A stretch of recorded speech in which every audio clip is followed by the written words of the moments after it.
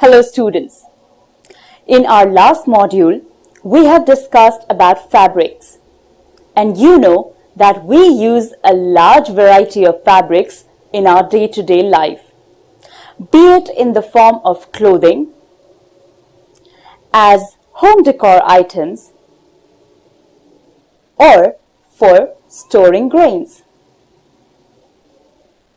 But have you ever wondered that which material are these fabrics made up of?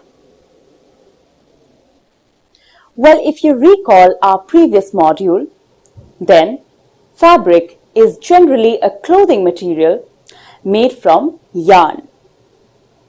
And yarn is made up of thin strands called fibers, where fibers are twisted together or spun to form yarn, and yarns are woven or knitted together to form fabric.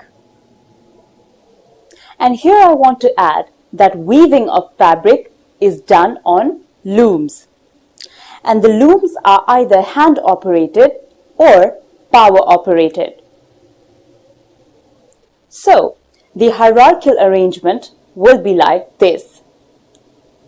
First will be fiber, then yarn, and last is fabric, which means fabric is the finished product that we usually buy, and they are shaped into clothing and other textile products. Yarn is the basic material used for textile manufacturing, and fiber is the raw material that goes into making of fabric.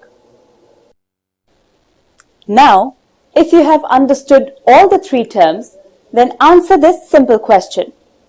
Here, I have got a handkerchief. So what do you think? What is it? Is it a fabric, a yarn, or a fiber? Yes, this handkerchief is a fabric.